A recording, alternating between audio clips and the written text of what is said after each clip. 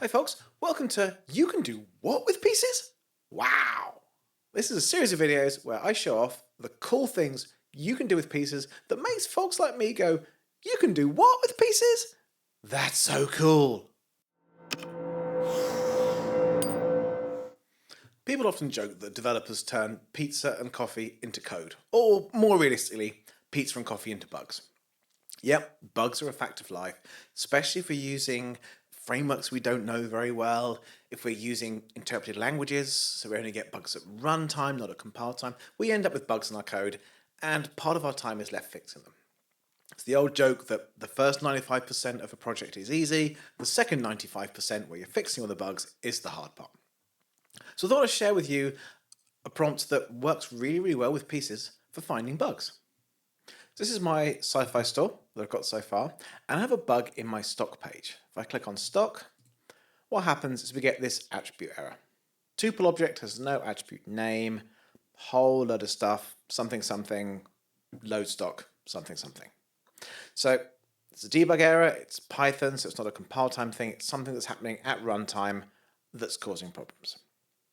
Now I could debug the code, I could spend time digging through it step by step, or maybe I could just ask Pieces to help me find what's wrong. So back into Pieces in my Copilot, I'm going to make sure that I've got my project added as context. And then I can say, I just got an error running the stock page in my browser. What was the error and how can I fix it? This is going to use the Pieces long-term memory and the context of the project that I've added and give me an answer. And what it's come back with is to say the error is occurring because you're attempting to access row.name, row.image, and row.description inside the load stock function. However, cursor fetch1 returns a tuple, not an object with named attributes. To fix this, you can access the tuple elements by index. Okay, give me an example.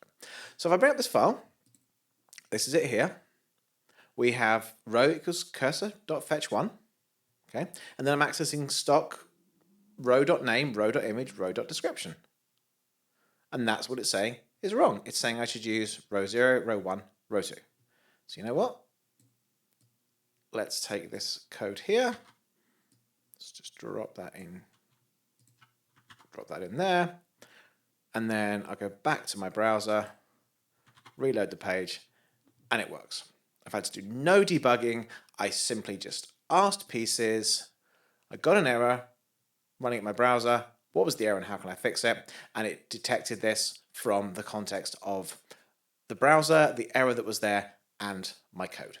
This is part of a series of videos and blog posts I've been doing showing all the cool things you can do with Pieces. So make sure you like and subscribe so you get all the latest videos when they're ready. Make sure you follow us on all our socials, X, Blue Sky, LinkedIn, here, Instagram, wherever you are. Links are down in the show notes.